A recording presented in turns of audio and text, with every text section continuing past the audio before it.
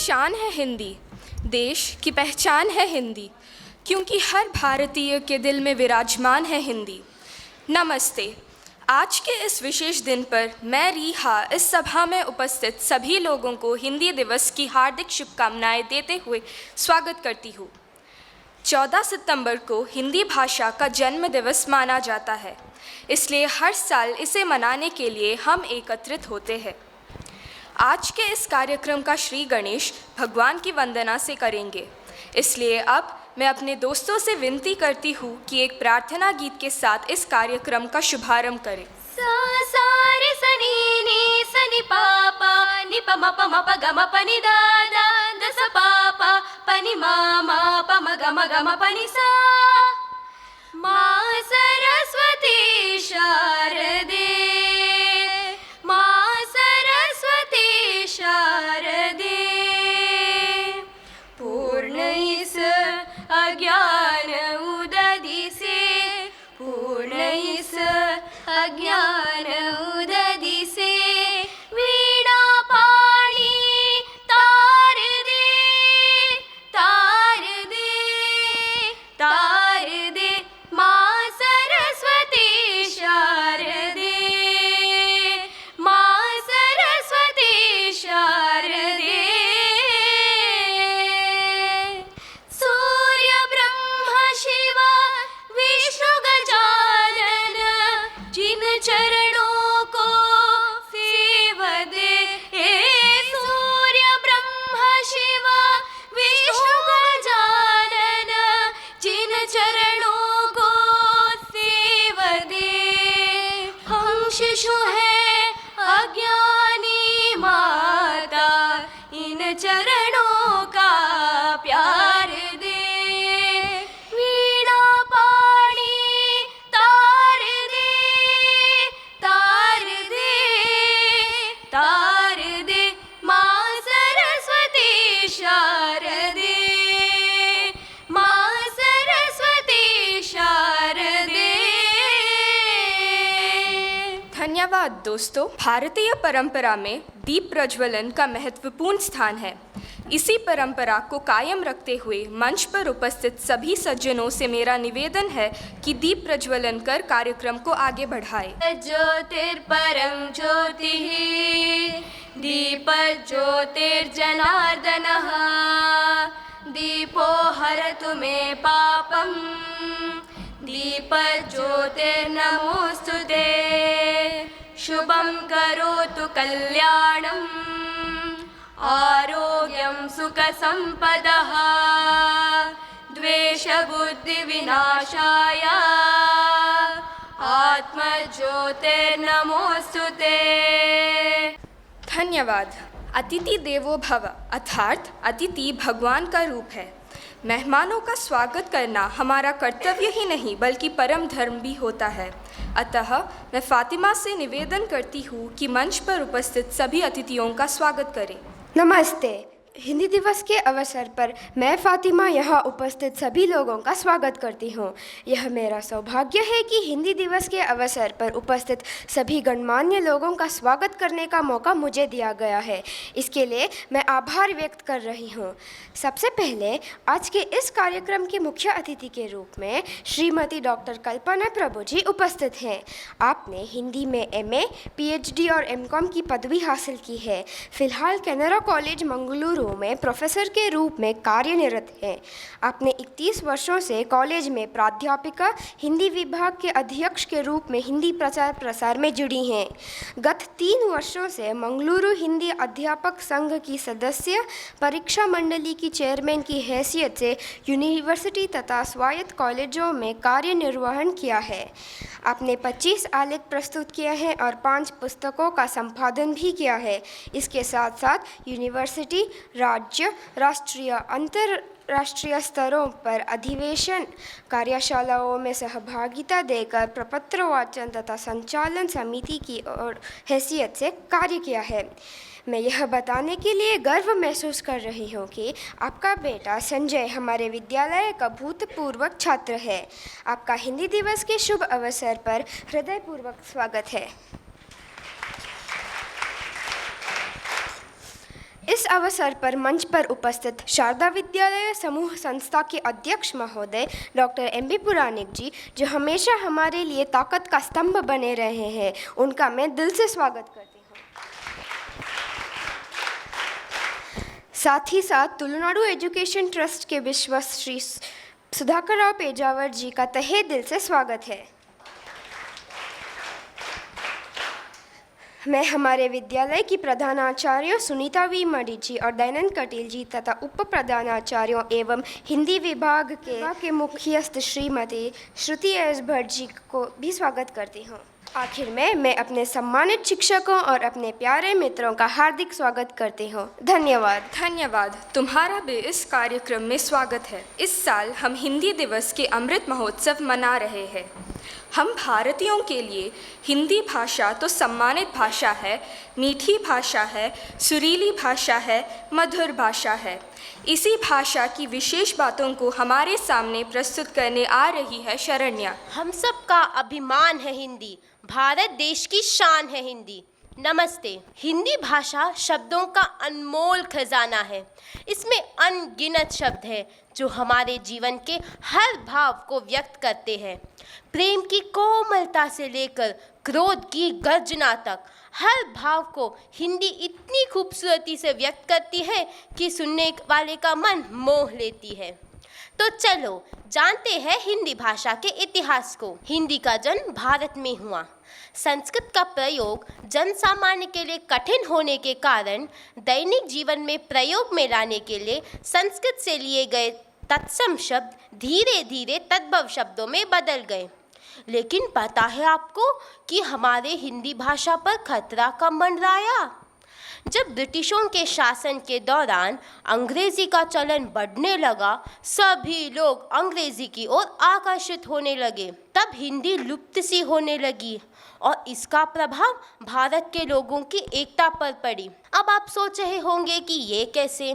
सुनिए, अंग्रेजों के पास तो अपनी भाषा थी अंग्रेजी, पर भारत में अनेक भाषाएं होने के कारण एकता नहीं थी। सभी भारतीयों को एक साथ लाने के लिए एक भाषा की ज़रूरत थी। तो हिंदी भाषा ही एकमात्र ऐसी भाषा थी जो सबको जोड़ सकती थी। उत्तर भारत में तो हिंदी बोली जाती थी, लेकिन दक्षिण में हिंदी के प्रचार की आवश्यकता थी और इसीलिए कई संस्थाओं का निर्माण किया गया। आज हिंदी भारत की सबसे ज़्यादा बोली जाने वाली भाषा है। विश्व भर में हिंदी को प्रथम और द्वितीय भाषा के रूप में बोलने वाले लोगों की संख्या के आधार पर हिंदी विश्व की तीसरी सबसे अधिक बोली जाने वाली भाषा है। भारतीय संविधान ने 14 सितंबर 1949 को हिंदी को भारत की राजभाषा के रूप में स्वीकार किया। इसी स्मृति को ताज़ा रखने के लिए 14 सितंबर को प्रतिवर्ष हम हिंदी दिवस मनाते हैं। करते हैं तन मन से वंदन, हम सब मिलकर करते सम्मान, भारत की मस्तक की बिंदी, जनगण मन की प्यारी हिंदी। मैं शरण्या एस राव, आप सबको हिंदी दिवस की ढेर सारी शुभकामनाएं। धन्यवाद। हिंदी भाषा के महत्वपूर्ण अंशों को प्रस्तुत करने के लिए बहुत बहुत धन्यवाद शरण्या। संगीत की भाषा बहुत ही अनोखी और सुरीली होती है। संगीत एक ऐसा साधन है जो हर व्यक्ति के मन को हर्षोल्लास से भर देता है। इसी हर्षोल्लास को आपके दिल में जगाने के लिए मैं अब बुला रही हूँ हमारे विद्यालय के गायकों को एक सुमधुर गाना गाने के लिए।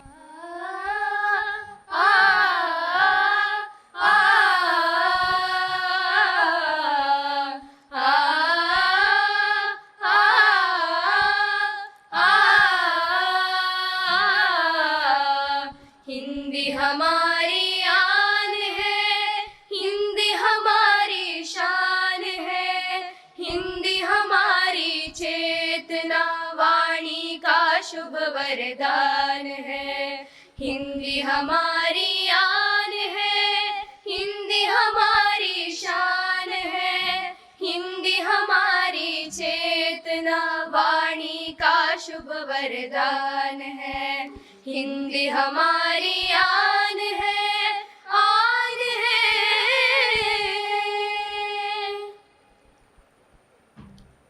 सरिगमा पामगरिसा पदनि सरि गरि सनि सा, सरि ग म प प म ग रि सा प ध नि स रि ग रि सा नि सा।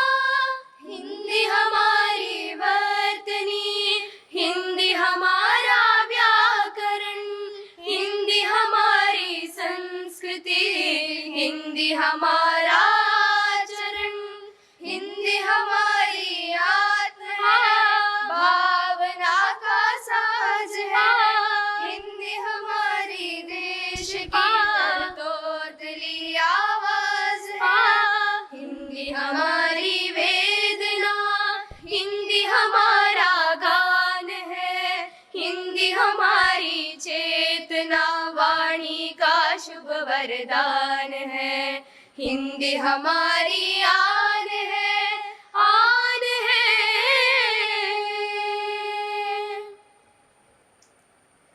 जब तक गगन में चांद सूरज की लगी बिंदी रहे, तब तक वतन की राष्ट्रभाषा ये अमर हिंदी रहे। हिंदी निराला प्रेमचंद्र की लेखनी का गान है, हिंदी हमारा शब्द स्वर व्यंजन अमित पहचान है।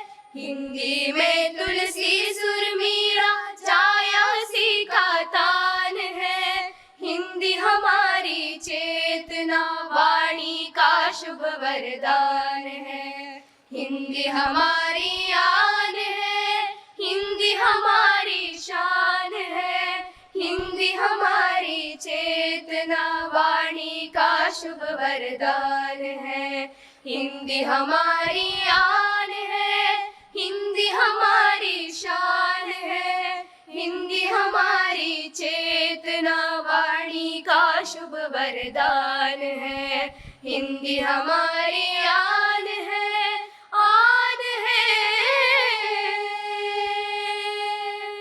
धन्यवाद। आज के इस पावन अवसर पर मुख्य अतिथि के रूप में पधारी हुई श्रीमती कल्पना प्रभु जी से निवेदन करती हूँ कि अपने विचारों से हम सबको मार्गदर्शन दे। सभी को नमस्ते। इस हिंदी दिवस के अवसर पर आप सबको बधाई देती हूँ। मुझे यहाँ आमंत्रण करने के लिए ममता मैडम या श्रुति मैडम शायद, उनको तहे दिल से धन्यवाद देती हूँ। मैं MB पुराणिक सर जी के साथ केनरा कॉलेज में एक अध्यापक के रूप में मेरा कार्य आरंभ कर चुकी थी।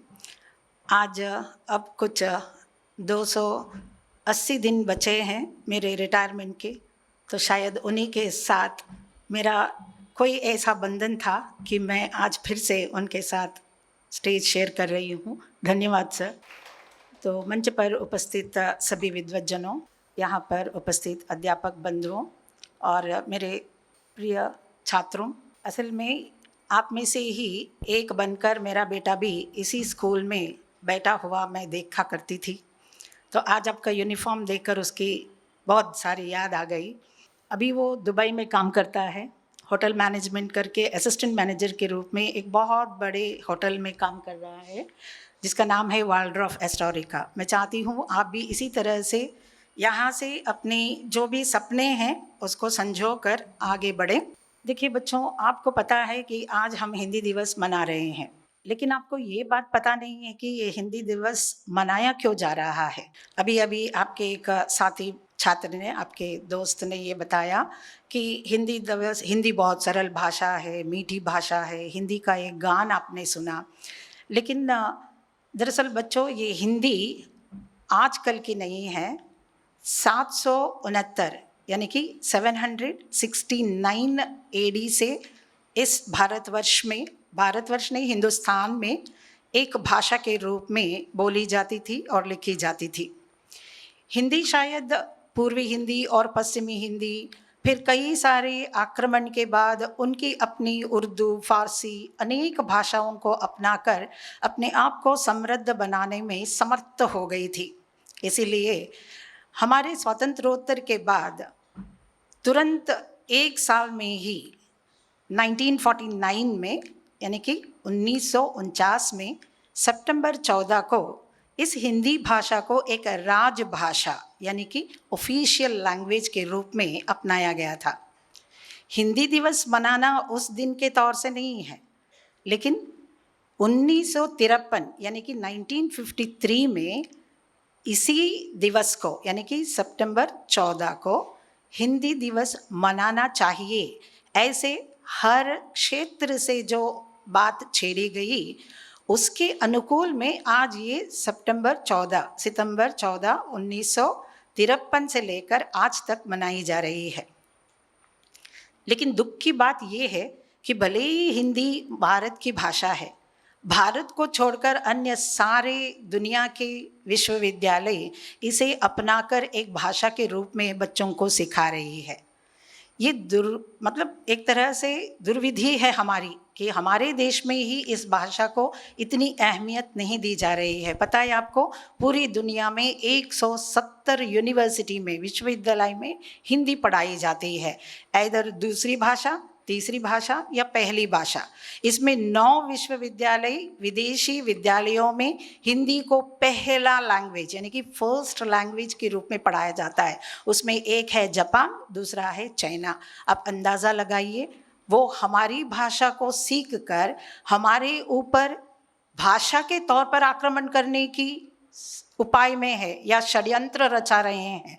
लेकिन हम यहाँ भारतीय क्या कर रहे हैं, बहुत दुख की बात है कि हमारी हिंदी को हमसे कोई छीन के ले जाएगा, लेकिन हम यहाँ बैठे बैठे हिंदी को अपनी तरह से दूर करते जा रहे हैं। ऐसा ना हो बच्चों।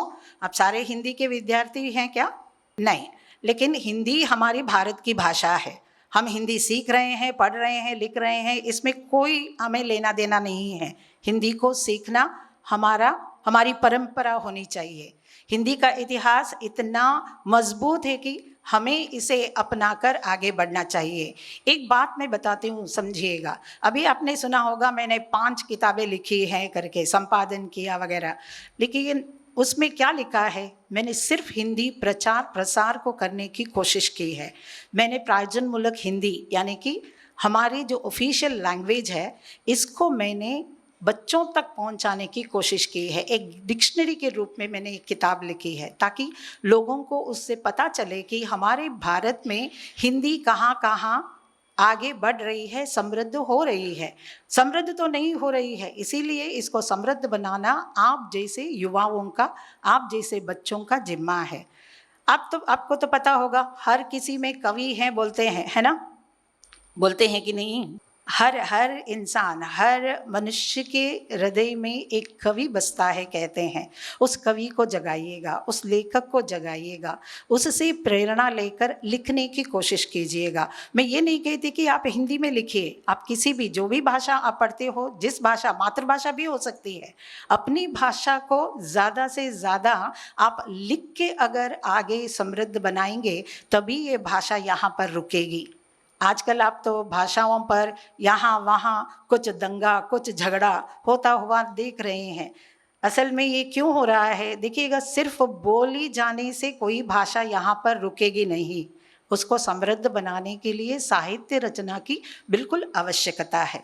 तो हिंदी में नहीं, किसी भी अपनी मातृभाषा में ही सही लिखने की कोशिश कीजिएगा। जितना आप लिख के इसे लोगों तक पहुंचाएंगे उतना ही आपकी भाषा समृद्ध होगी। इस बात को आप अपने दिमाग में बिठाइएगा, क्योंकि अभी आप 8वीं 9वीं 10वीं कक्षा में हैं। अभी है ये समय, समझ में आ गए? तो अभी है ये समय आपको अपने कवि, अपने लेखक को जगाने का। तो इसे भूलिएगा मत, इस बात को अपने पास गांठ बांध के रखिएगा कि हम ही हैं जो हमारी भाषा को समृद्ध बना सकते हैं। देखिएगा, मैं 1-2-3 आपको कहानियाँ बताना चाहती हूँ। एक तो ये है कि जीवन में वही बात आपको ग्रहण करना चाहिए जो ग्रहण करने योग्य है। बुद्ध जी एक समय पर एक ऐसे ही अपने शिष्यों को अपनी बीती कहानी सुनाते हैं। कहते हैं कि एक गांव में जब वो ऐसे ही भिक्षाटन करते हुए गए तो उन्हें फल, पुष्प और कई प्रकार के द्रव्यों से सम्मान किया गया। उन्होंने उस सारे सम्मान को उनको लौटा के कह दिया कि मैं जितना मेरे पास है उसी में संतुष्ट हूँ। वैसे ही वो आगे चले तो किसी और एक स्थान पर उन पर गाली गलौज होनी शुरू हुई, उन पर फप्तियाँ कसी गई। उन्होंने कुछ नहीं कहा। उन्होंने कहा कि जितना मेरे पास है मैं उसी से संतुष्ट हूँ। आप अपनी जो भी वस्तुएं हैं अपने पास रखिएगा। देखिएगा उन्होंने क्या कर दिया, जो गाली गलौज उन पर कसी गई उसको उन्हीं को लौटा दिया, है कि नहीं? तो मतलब क्या है, हम लोगों को ये बात ज़रूर याद रखनी चाहिए कि जितना हमें ग्रहण करना है उतना ही हम ग्रहण करें, ज़्यादा की अपेक्षा हम कभी ना करें। सुन रहे हैं मैं क्या बोल रही हूँ? देखिएगा भाषा क्या है, आप बताइए मुझे। भाषा क्या है कहने पर आप बड़ी बड़ी डेफिनेशंस, परिभाषाएं देने शुरू हो जाएंगे, है कि नहीं? लेकिन भाषा आत्मा की आवाज़ है, याद रखिएगा। भाषा आत्मा की आवाज़ है।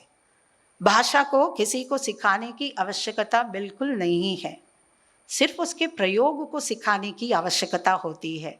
आपने छोटे छोटे बच्चों को देखा है ना, जो कभी स्कूल नहीं गए, अभी अभी फर्स्ट मतलब 1 साल बीते, 2 साल बीते, 3 साल बीते, जैसे ही वो बोलना शुरू कर देते हैं, मातृभाषा से लेकर आस पड़ोस की सारी भाषाएं बोलते हैं। उनको लिखना आता है क्या? वो कैसे बोल सकते हैं? अगर भाषा को आपको सीखना पढ़ना है तो फिर ये बच्चे कहाँ से ऐसी भाषाएं बोल सकते हैं? अंग्रेजी भी बोलते हैं, लेकिन उसी भाषा को आपको प्रयोग करने के लिए जैसे ही स्कूल में दाखिला किया जाता है, आपसे लिखवाया जाता है उसी भाषा को। और आप कुछ बच्चे तो फटाक से लिख भी सकते हैं, कैसे? सोचिएगा, है कि नहीं? सोचने वाली बात है ना। तो भाषा कहाँ से आई? भाषा क्या है? भाषा कोई लिखने वाली चीज़ नहीं है। भाषा हमारी अपनी आत्मा की आवाज़ है। कहते हैं हमारे हृदय में भगवान बसते हैं, है कि नहीं? तो हम जैसे ही पैदा हुए हमें रोना, हमें लोगों को पहचानना सब कुछ सिखाकर भेजा हुआ लगता है कि नहीं? ऐसे ही भाषा है, भाषा भी सिखाई हुई है। हमारे शरीर के अवयवों से जो भी ध्वनियाँ निकलती है ना, वही भाषा है। तो भाषा को हमें अपने अंदर जो है उसे संजो कर, समेट कर दूसरों के सामने बोलते वक्त तोल मोल के बोलना बहुत आवश्यक है। क्योंकि किसी पर फप्ती कसना, किसी पर गालियाँ देना, गालियाँ बकना बहुत आसान होता है। देखिएगा, भाषा को सीखने के लिए किसी तरह की प्रयोग की आवश्यकता नहीं है। भाषा हमारे अंदर होती है, उसको तराशने की ज़रूरत होती है। और वो तराशने का काम हमारे गुरुजन करते हैं, हमारी माता करती है ना? तो इसी तरह से हिंदी भाषा भी जो 769 से लेकर आज तक इस भारतवर्ष में बनी है, उस पर आज ऐसे लांछन लगाए जाते हैं। बहुत दुख लगता है कि दुख होता है कि ऐसा जो होना नहीं चाहिए हमारे भारतवर्ष में हो रहा है। लेकिन हमें ऐसे होने नहीं देना चाहिए, क्योंकि ये हमारी भाषा है, ये दूसरों की भाषा नहीं है। दूसरे विदेशी इसे पढ़कर हमारे ऊपर फिर से आक्रमण करने का कोई उपाय बना रहे हैं, तो उसका तोड़ एक ही है कि हम अपनी भाषा को और भी ज़्यादा समृद्ध बनाने की कोशिश करें। वो अपनी भाषा हो, मातृभाषा हो या हमारे देश की भाषा हो, हर भाषा को हम अपनी तरफ से समृद्ध बनाएंगे तो मैं कहती हूँ ज़रूरी नहीं है कि भारत को आर्थिक रूप से आगे समृद्ध बनना है। भाषा के रूप से समृद्ध बनेंगे तो आर्थिक रूप से भी हम समृद्ध बनेंगे। आज देखिएगा, इंजीनियरिंग की पढ़ाई, मेडिसिन की पढ़ाई सब कुछ हिंदी में की जा रही है। चार्टर्ड अकाउंटेंसी की परीक्षाएं हिंदी में होती है, हिंदी में पढ़ाई जाती है। तो आप सोचते हो ना कि हिंदी कहाँ है? उत्तर भारत में तो उन्होंने हिंदी को पूरी तरह से प्रचार प्रसार करने का जो सामर्थ्य है उसको अपनाया है। अब बारी है हमारे दक्षिण भारतवासियों की। हमें इस भाषा को अपनाना है। जिस भाषा ने हमें एकता दी, जिस भाषा ने हमें स्वतंत्रता दी, उस भाषा को हम इसी तरह से किसी के हाथों बिकने नहीं देंगे। हम इसे समृद्ध बनाएंगे और इसे आगे बढ़ाएंगे। ऐसा प्रण लेती हूँ मैं, आप भी ऐसा प्रण लीजिएगा और इसको प्रचार करने की कोशिश कीजिएगा। जय हिंदी, जय भारत। धन्यवाद महोदय जी आपकी प्रेरणा भरे शब्दों के लिए। मैं अब शारदा समूह विद्या संस्था के अध्यक्ष महोदय डॉक्टर एम.बी. पुराणिक जी से निवेदन करती हूँ कि इस दिन के बारे में 2 शब्द कहे। मेरे प्यारी छोटी बहन डॉक्टर कल्पना प्रभु जी मेरे साथ कैनरा महाविद्यालय में काम करती थी। मैं रिटायर हो गया। उस समय बहन कल्पना को मैं देखा है, a silent lady with very serious in her duty work teaching में। एक विषय बताता हूँ, कैनरा महाविद्यालय बहुत बड़ा विद्यालय है हमारा नगर का। वो द्वितीय भाषा हिंदी, कन्नड़ा, संस्कृत 3 भाषा है। इसमें से 2/3 of the students prefer take Hindi as second language. 2/3 even today. इसका कारण है टीम, बहुत अच्छा टीम है। हिंदी बोधन करने का अध्यापक मित्र है, बहुत अच्छी तरह से काम करते हैं। मैं इतनी बोल सकता हूँ, एक भाषा हमारा भावना मानसिकता को अभिव्यक्त करने के लिए मात्र नहीं है, एक भाषा के साथ एक जनांग का संस्कृति है, संस्कार है। आप सोचना है, आप उत्तर भारत का लोगों को देखिए, कोई सीनियर लोग घर आते हैं, इसको पांव टच करके नमस्कार करते हैं। They touch the feet and respect the elders. तब घर से बाहर जाता है, माता को और पिता को चरण स्पर्श करके नमस्कार करते जाता है। वो संस्कृति है। एक संस्कृति भाषा के साथ साथ डेवलपमेंट होता है। हमारा भारतीय संस्कृति क्या है? दुनिया में अत्यंत श्रेष्ठ संस्कृति है। आपको गर्व होना चाहिए। You should feel proud. I am an Indian, I am a Hindu. मैं हिंदू शब्द का उपयोग करता हूँ रिलीजियस के बारे में नहीं है। हिंदुस्तान में जन्म हुआ सब लोग हिंदू हैं। हमारे साथ एक बड़ा भारत का हजारों वर्षों का चरित्र है, संस्कृति है, विचार है। फिर भी बोलता हूँ, हिंदी बहुत सुंदर भाषा है। अच्छी वर्ड्स कल्पना जी ने बताया, लिखना है, बोलना है, कविता लिखो, आर्टिकल लिखो, हिंदी में लिखो। वॉलपेपर है, वॉल पोस्टर्स है, ऐसे स्कूल मैगजीन है। अवकाश मिलेगा, एक दिन आप सभी भी एक बड़ा कवि कवियत्री बनेगा, है ना? विश्वास है आपको? मैं सभी छात्रों के लिए मेरा आशीर्वाद है और कल्पना जी को धन्यवाद भी है। Thank you. बोलो भारत माता की। धन्यवाद महोदय जी आपकी वाणी के लिए। आगे हमारे दोस्त आपके सामने प्रस्तुत करने जा रहे हैं एक नुक्कड़ नाटक, जिसे उन्होंने पिछले महीने आइक्स प्रतियोगिता में प्रस्तुत किया था।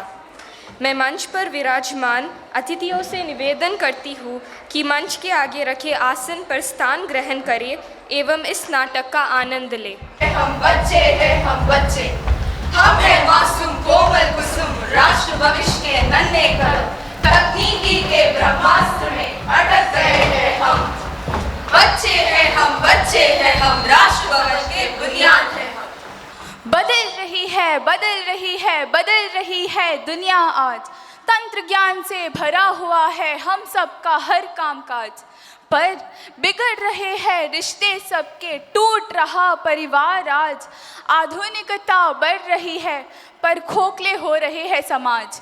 बदल रही है, बदल रही है, बदल रही है दुनिया आज। बदल रही है, बदल रही है, बदल रही है दुनिया आज।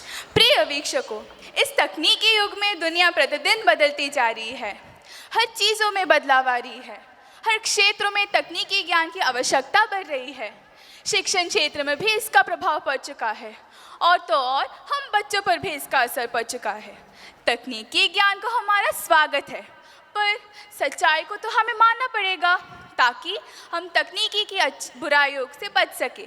तो आइए अब हम सच्चाई और तकनीकी के बीच बचे इस विचार पे आधारित एक नुक्कड़ नाटक आपके सम्मुख प्रस्तुत करते हैं। नाटक दिखाएंगे, हम आपको एक सुंदर नाटक दिखाएंगे। दोस्तों, आजकल घर घर में सभी के हाथ में मोबाइल या स्मार्टफोन है। बच्चों से लेके बूढ़े तक सभी लोग mobile, smartphone, iPhone, computer, tablet आदि के कब्जे में आ गए हैं। इस माया यंत्र के जाल में फंसकर बच्चों की पढ़ाई में भी कमी आ गई है। वे वास्तविकता को न जान पाए हैं। आइए अब देखिए नुक्कड़ नाटक। लकड़ी की काटी काटी पे घोड़ा, घोड़े के दुम पे जो मारा हथौड़ा, घोड़ा घोड़ा घोड़ा घोड़ा तुम हिला के दौड़ा, घोड़ा घोड़ा घोड़ा घोड़ा तुम हिला के दौड़ा। आपने देखा खेल के मैदान में कैसे भाग दौड़ करते हुए चीख चिल्लाहट के साथ बच्चे उल्लसित और चुस्त दिख रहे हैं। इससे उनके शारीरिक और मानसिक विकास होगा। अब आप देखिए और एक नज़ारा। दम मेरा दम, मोबाइल में है दम, पकड़ो सुबह शाम, लोगे तुम्हारा दम। मेरा दम, मोबाइल में है दम, पकड़ो सुबह शाम, लोगे तुम्हारा। अरे बेटा, क्या कर रहे हो? पढ़ाई का काम पूरा हुआ? नहीं माँ, अभी पूरा कर रहा हूँ। दिखाओ जरा। अरे होमवर्क भी कंप्लीट नहीं किया है और सारा दिन मोबाइल में घुसे हुए होते हो। दे दो मुझे। एक ही मिनट माँ। 1 मिनट भी नहीं, आधा मिनट भी नहीं, खाना भी खाया नहीं। उठो। देखिए आजकल के बच्चों का हाल। वे तो इस तकनीकी दुनिया के आविष्कार रूपी सामाजिक जालक्रम के शिकार बन रहे हैं। इस माया जाल में फंसकर वे अपने भविष्य को बर्बाद कर रहे हैं। हमें इस समस्या का समाधान अवश्य निकालना चाहिए। अवश्य निकालना चाहिए, अवश्य निकालना चाहिए। तकनीकी ज्ञान एक वरदान है, अभिशाप नहीं। इसका इस्तेमाल हमें सोच समझ के करना चाहिए ताकि हम इसकी अच्छाइयों को अपना सके और उसकी बुराइयों से दूर रह सके। अभिभावकों का बच्चों के भविष्य निर्माण में बहुत बड़ा योगदान है। अभी भी देर नहीं हुई है, बच्चों को समझाइए एवं सही मार्ग पर लाइए। हाँ, सही कहा आपने। इसके साथ साथ बच्चों के भविष्य निर्माण में अध्यापकों का योगदान कैसे भूलें। हमारी आधुनिक शिक्षा प्रणाली के दौरान बच्चों को समझाने बुझाने का दायित्व अवश्य होना चाहिए। अवश्य होना चाहिए, अवश्य होना चाहिए। जागृत रहेंगे हम, ओहो जागृत करेंगे हम, ओहो जागृत रहेंगे हम, ओहो जागृत करेंगे हम। मोबाइल पर लैपटॉप सब कुछ फेंके, विनाश लीला से दूर रहेंगे। मोबाइल पर लैपटॉप सब कुछ फेंके, विनाश लीला से दूर रहेंगे। हम भी बचेंगे, तुम भी बचोगे, हम भी बचेंगे, तुम भी बचोगे। एक हो के सब प्रण को लेंगे, एक हो के सब प्रण को लेंगे। जागृत रहेंगे हम, ओहो जागृत करेंगे हम, ओहो जागृत रहेंगे हम, ओहो जागृत करेंगे हम। इस नुक्कड़ नाटक द्वारा हम सबको महत्वपूर्ण संदेश देने के लिए बहुत बहुत धन्यवाद दोस्तों। आज हमने इस हिंदी दिवस को बड़ी खुशी के साथ मनाया है, इसलिए आज मैं इस कार्यक्रम में उपस्थित सभी अतिथियों को धन्यवाद करने के लिए आयुष केडिया को आमंत्रित करती हूँ। भारत में हर भाषा का सम्मान है, पर हिंदी ही हमारी पहचान है। हिंदी दिवस के अवसर पर पधारे सभी को धन्यवाद प्रस्तुत करने का अवसर मुझे मिला है। इसके लिए मैं आभार प्रकट करना चाहता हूँ। आज के मुख्य अतिथि महोदया माननीय श्रीमती डॉक्टर कल्पना प्रभु जी, जिन्होंने अपने प्रेरणापूर्ण भाषण द्वारा इस दिन को एक विशेष एवं यादगार दिन बनाने में सहायता किया है, उन्हें शारदा विद्या समूह संस्था की ओर से आदर भाव से धन्यवाद। मैं अपनी संस्था के अध्यक्ष महोदय जी से निवेदन करता हूं कि अतिथि महोदया जी को स्मृति चिन्ह प्रदान करें। शारदा विद्या समूह संस्था के अध्यक्ष माननीय डॉक्टर MV पुराणिक जी, जो हमारे मार्गदर्शक है, आपकी उपस्थिति भी हमारे लिए बहुत मूल्यवान है। मैं आपका हृदयपूर्वक धन्यवाद करता हूँ। तुलुनाडु एडुकेशन ट्रस्ट के विश्वस्त श्री सुधाकर राव पेजावर जी, आपकी उपस्थिति भी हमारे लिए बहुत सम्मान की बात है। आपका भी आदर भाव से धन्यवाद। इस शुभ दिन पर कार्यक्रम की शोभा बढ़ाने वाले विद्यालय के प्रधानाचार्यों, उप प्रधानाचार्यों और हिंदी विभाग के मुख्य हस्त श्रीमती श्रुति S भट्ट जी को भी मेरा धन्यवाद। साथ ही साथ इस कार्यक्रम को खूबसूरत रूप में संपन्न होने में सहयोग देने वाले शिक्षकगण और मेरे प्यारे भाई बहनों को भी मेरा धन्यवाद। हिंदी दिवस पर हमें हिंदी भाषा की ज़रूरत को समझना चाहिए और इसका सम्मान करना चाहिए। आइए हम सभी हिंदी भाषा को अपनाएं और इसका प्रयोग करें। धन्यवाद। धन्यवाद। ऊंचाई के शिखर पर हिंदी को पहुंचाओ, हिंदी की पहचान पूरी दुनिया में बनाओ। इसके साथ अब मैं अपनी वाणी को विराम देती हूँ और आशा करती हूँ कि आपका दिन तरोताज़ा और मंगलमय हो। अब शांति मंत्र द्वारा इस कार्यक्रम को समाप्त करेंगे। सर्वे सन्तु निरामया, सर्वे भद्राणि पश्यन्तु, मा कश्चित् दुःखभाग्